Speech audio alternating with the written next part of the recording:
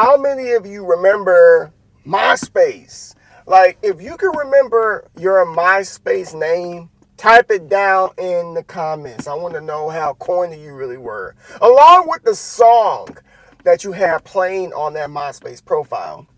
Those were the days for me. That was about 2005 or 6 when I discovered MySpace and I started jumping into the world of social media, which I don't believe they called it social media at the time, but that's exactly what it was. So ever since then, I've been a part of social media. So that was 2005. Here we are in 2024. And if you're watching this video and you did MySpace, you probably are in the same position as me. You probably have Facebook, you probably have Instagram, you probably got Twitter, whatever, X, whatever you want to call it. You probably have all of these platforms. But I really believe that these platforms are responsible for the illiterate conversations that we have with people in person. I believe that those platforms are responsible for isolating people and making them forget the importance of gathering and socializing and, face to face, having a cup of coffee together. I think that those platforms are responsible for breaking up happy homes. I think they're responsible for mental health issues. I think they're responsible for spawning insecurities that were not there previously, because a lot of people like to compare themselves to what they see on Facebook. The family that goes on vacation all the time, that's smiling, that seems to be happy, the person that's driving the expensive car and they have the fancy clothes, and everyone always shares the highlight reels of social media, their life. They want you to see the best, but you will never see them when they're down. You'll never see them when they get a bad report. School's out now. A lot of parents like to flaunt their kids' report cards. Like, look, my kid made AB honor roll, my kid got honors, my kid did this and that. But when your kid gets a C, oh, it's not honorable for you to show it on social media. Or if they are struggling in, academics, you're not going to want to tell anybody that. See, that's the fabrication and the facade in which I see with social media. People only want you to see what you want to see. So there's worse. And I'm going to tell you what I mean by that. So recently, I terminated, or deactivated, should I say, my X account. Now, I came to X when it was Twitter in 2021.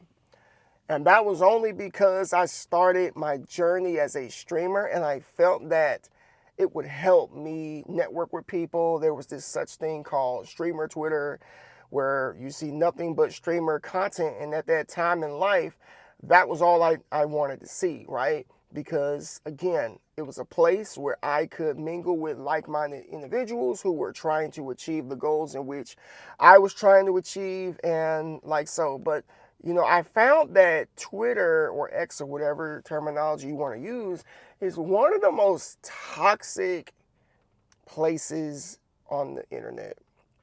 And I thought that Facebook was bad, but it's not anywhere near as bad as Twitter.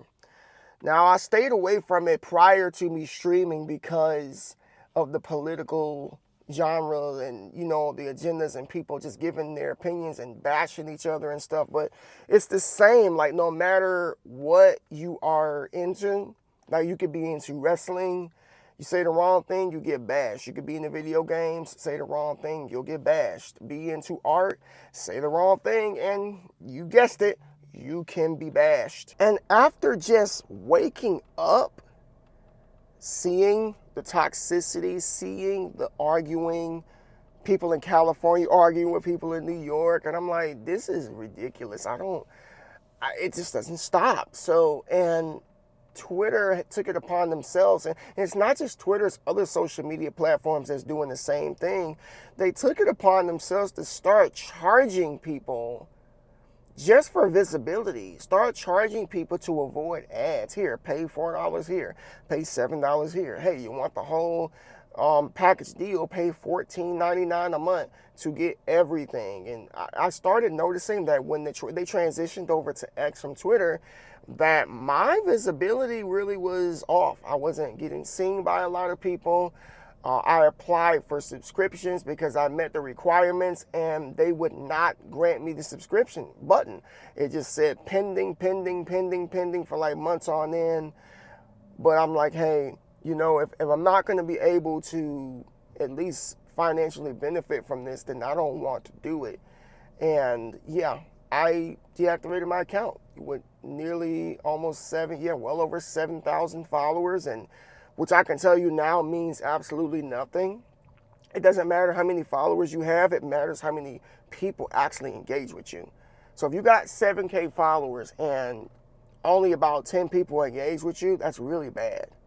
That's really bad. And it's not a knock on us, the people who have the followers, it's the platform, how flawed it is, and how they want to charge you to push that visibility out, which I found to be, I thought it was completely unfair. Like, why should I have to pay for the people who already follow me to see me? Like, that doesn't make any sense to me. So when I write a tweet or a video, all 7K of those people should they should see what I'm saying. But unfortunately, that's not the way that it works. Like, no, they need to, you need to pay this fee for them to see it, because they have X amount of people following them, and they have their certain preferences as far as, you know, what they want to see, I guess. But at the same time, there are people who say they never see me post anything. And even my wife with Facebook, you know, I would post things and I would wonder why she would never see it. I would ask her if you saw it.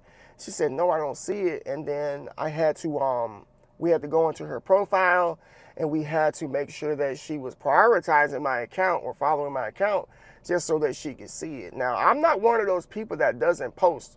I post a lot, like a whole lot. And you would think that you would be rewarded from posting so much on a platform, that they would push you a little bit higher up on the algorithm. But unfortunately, that's not the way that it works on today's version of social media. You gotta come out of the pocket. You gotta pay something just to get people to see you. And I'm just not going to do that. So if I gotta pay and then deal with toxicity and people arguing with each other, then I'm not gonna do it. So that's why I decided to just terminate the Twitter account. People have said it, like, Twitter is the most toxic platform that there is. There's really no benefits to it.